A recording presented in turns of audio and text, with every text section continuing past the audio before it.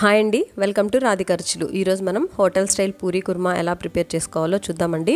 ఇందుకు ముందుగా ఒక బాండిల్ పెట్టుకొని 2 టేబుల్ స్పూన్ల ఆయిల్ వేసుకొని ఆయిల్ కొంచెం హీట్ అయ్యాక కొంచెం ఆవాలు, జీలకర్ర, పచ్చిశనగపప్పు వేసుకొని ఇవి కొంచెం ఫ్రై అయ్యాక ఒక పెద్ద ఆనియన్ని ఇలా సన్నగా పొడవుగా కట్ చేసి వేసుకోవాలండి. అలాగే 2 పచ్చిమిర్చిని సన్నగా కట్ చేసి వేసుకోవాలి. అలాగే ఇందులోకి 1/2 ఇంచ్ అల్లం ముక్కని సన్నగా కట్ చేసి వేసానండి, బట్ ఆ క్లిప్ మిస్ అయింది. ఇవి కొంచెం ఫ్రై అయిన తర్వాత ఇప్పుడు ఇందులోకి 3 టేబుల్ స్పూన్ల పచ్చి బఠానీని ఉడకబెట్టి వేసుకున్నానండి. అలాగే మీడియం సైజ్ క్యారెట్ని ఇలా సన్నగా తరిగి వేసుకున్నాను. అలాగే ఇందులోకి 2 మీడియం సైజు బంగాళాదుంపల్ని ఉడకబెట్టి ఇలా మ్యాష్ చేసుకొని వేసుకున్నానండి. ఇవి మొత్తాన్ని బాగా కలుపుకోవాలి.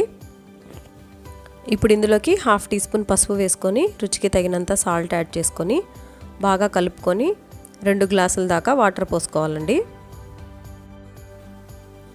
ఇలా వాటర్ యాడ్ చేసుకున్న తర్వాత కొంచెం కరివేపాకు వేసుకొని మూత పెట్టి మీడియం ఫ్లేమ్లో ఒక 10 మినిట్స్ పాటు ఉడికించుకోవాలండి. ఇప్పుడు ఒక బౌల్లో 1 టేబుల్ స్పూన్ శనగపిండి యాడ్ చేసుకొని అందులోకి 2 టేబుల్ స్పూన్ల వాటర్ యాడ్ చేసి ఉండలు లేకుండా బాగా మిక్స్ చేసుకోవాలండి. ఇలా మిక్స్ చేసుకున్న దాన్ని 10 మినిట్స్ తర్వాత మూత తీసి కర్రీలోకి యాడ్ చేసుకోవాలి.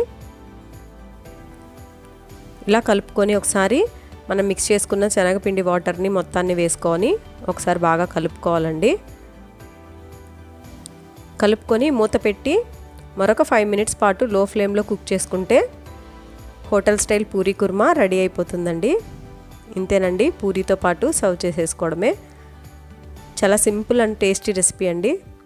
మీరు కూడా తప్పకుండా ట్రై చేసి మీకు ఎలా వచ్చిందో నాకు కమెంట్ చేయండి. ఈ రెసిపీ మీకు నచ్చినట్లయితే లైక్ చేయండి, ఫ్రెండ్స్ అండ్ ఫ్యామిలీకి షేర్ చేయండి. ఇలాంటి మరిన్ని రెసిపీస్ కోసం మన ఛానల్ సబ్స్క్రైబ్ చేసుకోవడం మర్చిపోకండి. Thank you for watching.